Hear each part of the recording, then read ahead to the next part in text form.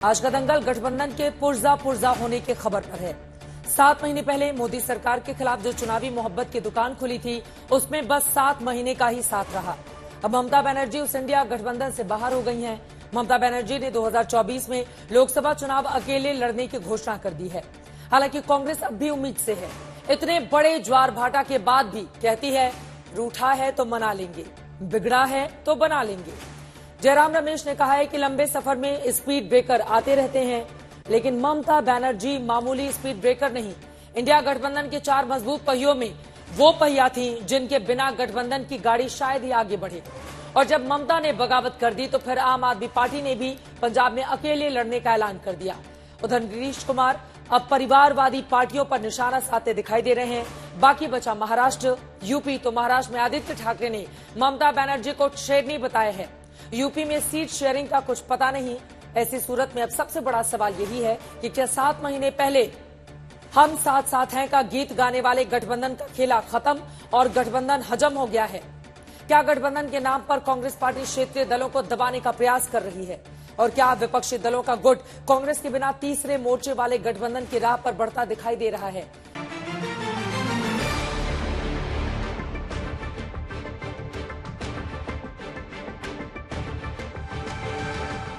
तिनका तिनका जोड़कर गठबंधन बनाया, एक झटके में चकनाचूर। हमको बहुत असम्मान मिलते हैं। Everything is okay. वो लोग क्या कहते हैं, हमको जो मर्जी हो हम करेंगे।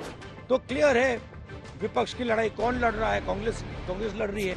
एक बात याद रखना, बीजेपी को मदद मत करो। दुनिया दूसरे साइड खड़े हो जाए, मुझे कोई फर्क नहीं पड़ता। तो अल्लाह का कसम, आप लोगों को कोई माफी नहीं करेगा। जोगी डाक लगाता रहा, जोगी की डाक किसी ने नहीं सुनी, वो एकला चला गया। আমার কোনো কথা হয়নি এবং আমি প্রস্তাব দিয়েছিলাম, ওরা প্রথম দিনই প্রত্যাখ্যান করেছে। তখন থেকে আমাদের দল সিদ্ধান্ত নিয়েছে আমরা বাংলায় একা চলবো। ইভেন ওরা যে আজ থেকে র্যালি করেছে, আমাদের একবার as a matter of country আমি ইন্ডিয়ার অ্যালায়েন্স আমাকে একবার জানিয়েছে যদি আপনার রাজ্যে যাচ্ছি, না জানায়নি। সুতরাং আমার সাথে কোনো সম্পর্ক নেই বাংলার ব্যাপারে। অল ইন্ডিয়ায় কি করবো না করবো আপনার ইলেকশন ভাববো। আমরা সেকুলার পার্টি, আমরা বিজেপিকে হারানোর জন্য যা করার হবে। ममता क्लियर है, गठबंधन का कंफ्यूजन मगर दूर नहीं होता। एक लंबा सफर है, रास्ते में कभी कभी स्पीड ब्रेकर आ जाते हैं। कोई नुकसान नहीं होगा, अलायंस एक ही है, सब साथ में ही रहेंगे। हमारी दीदी है वो। जो भी अंतर विरोध है उसको सुलझा लिया जाएगा। बिहार में कब तक हो जाएगा? बहुत जल्द। जो भी छोटे मोटे उनके बीच में मनमुटाव है वो हल कर दिए जाएंगे। शिकायतें एक होती तो सुलझती, मगर जब ममता दीदी को कांग्रेस स्पीड ब्रेकर बताने लगे तो बात कहां तक सुलझती? ममता कहती हैं उनका असम्मान हो रहा है। ममता कहती हैं न्याय यात्रा के लिए पूछा तक नहीं गया। ममता कहती हैं उनका हर प्रस्ताव ठुकराया गया। ममता कहती हैं कांग्रेस उनकी नहीं सुन रही है। ममता कहती हैं कांग्रेस मनमर्जी कर रही है। ममता कहती हैं कांग्रेस उन्हें बीजेपी से लड़ने नहीं दे रही। ममता कहती हैं कांग्रेस बीजेपी की मदद कर रही है। ममता बनर्जी की दया दूरज पे काँग्रेस पार्टी अपना राजनीति नहीं करते। पण अर्थात आपण पाहताय त्या देखील वाघिणीसारखे लढत आहेत तिथे। मतलब ये कि बंगाल में गठबंधन से ममता बनर्जी आउट, बाकी उत्तर से लेकर पश्चिम भारत में अलायंस की सेहत कैसी है, उसकी नब्ज समझने के लिए इंडिया गठबंधन के शिल्पकार नीतीश कुमार को सुन लीजिए। आजकल तो बहुत लोग अपने परिवार को बढ़ाते रहता है, लेकिन आप समझ लीजिए कि जननायक कर्पूरी ठाकुर जी कभी भी अपने परिवार को नहीं बढ़ाए। कर्पूरी ठाकुर के बहाने परिवारवाद पर नीतीश कुमार का ये प्रहार कहां तक जाएगा, बस देखते रहिए। साथ में बाकी दलों की नीति और गठबंधन की नियति समझनी हो तो पंजाब के सीएम को सुन लीजिए। ना जैसे ਅਸੀਂ ਆਪਣੇ ਜਿਹੜੇ ਲੋਕ ਸਭਾ ਦੇ 13 ਸੀਟਾਂ ਦੇ ਅਸੀਂ ਪੰਜਾਬ ਨੂੰ ਜਿਤਾਉਣਾ ਹੈ। ਅਸੀਂ ਪੰਜਾਬ ਨੂੰ ਦੇਸ਼ ਦਾ ਸਭ ਤੋਂ ਮੋਹਰੀ ਸੂਬਾ ਬਣਾਉਣਾ ਹੈ। ਪੰਜਾਬ ਬਣੂਗਾ हीरो 13। पंजाब में आम आदमी पार्टी अकेले लड़ेगी, बंगाल में ममता बनर्जी अकेले लड़ेंगी, बिहार में आरजेडी जेडीयू में बात बिगड़ती दिख रही है, यूपी में समाजवादी पार्टी से सीट शेयरिंग बाकी है, महाराष्ट्र में दावेदारी से आगे बात नहीं बढ़ रही। फिर भी अगर कांग्रेस को लगता है कि गठबंधन एक होकर मजबूती से लड़ेगा तो ये कांग्रेस की समझ ही हो सकती है। एक तरफ नरेंद्र मोदी और आरएसएस, दूसरी तरफ इंडिया। इंडिया एक विचारधारा है, एक सोच है, और आज इंडिया के पास हिंदुस्तान का तकरीबन 60% वोट है। लेकिन राहुल जिस 60% वोट शेयर की बात करते हैं, उसका एक रीजनल सच ये है कि 2019 में बंगाल में टीएमसी को 43.3% वोट और 22 सीटें मिली।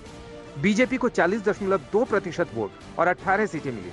लेफ्ट को कोई सीट नहीं मिली, लेकिन फिर भी 7.5% वोट थे और कांग्रेस को शून्य के आंकड़े के साथ सिर्फ 5.5% वोट मिले थे। जब अपॉर्चुनिस्टिक अवसरवाद का गठबंधन बनता है, जिसका न कोई नेता है, न कोई नीति है, न कोई नियत है, तो ये सब अपनी जगह ही आपस में लड़ रहे हैं।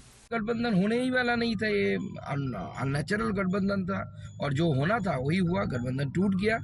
ममता जी के बयान ने स्पष्ट कर दिया है कि जो कागजी गठबंधन, इंडी गठबंधन की जो बात चल रही थी, वो गठबंधन अब समाप्त है।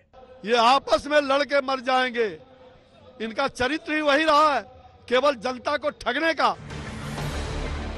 फिलहाल गठबंधन से ममता बनर्जी के आउट होने की खबर से बीजेपी की बाछें खिली हुई है। उनकी उम्मीद यह है कि चुनाव की तारीखों का ऐलान होते होते विपक्ष में फिर ढाक के 3 पात बचेंगे और अब तीसरी बार मोदी सरकार का लक्ष्य आसान हो जाएगा। आज तक ब्यूरो।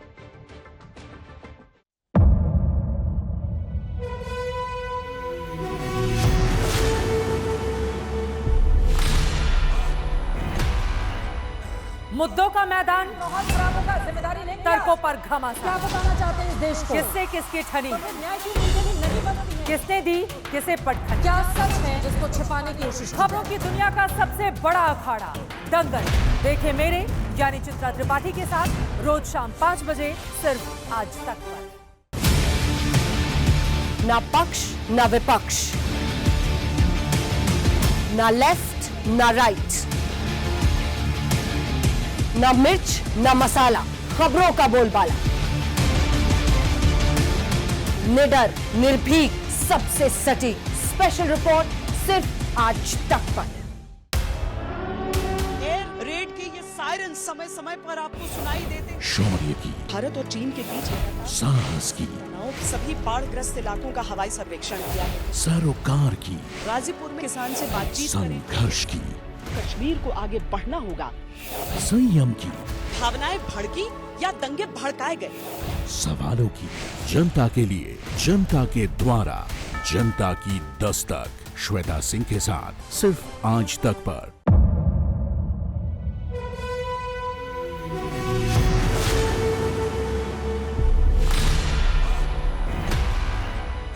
मुद्दों का मैदान, जिम्मेदारी लेंगे, तर्कों पर घमासान। क्या बताना चाहते हैं इस देश को? किससे किसकी ठनी, किसने दी किसे पटखनी, क्या सच है जिसको छिपाने की कोशिश। खबरों की दुनिया का सबसे बड़ा अखाड़ा दंगल देखे मेरे यानी चित्रा त्रिपाठी के साथ रोज शाम 5 बजे सिर्फ आज तक पर।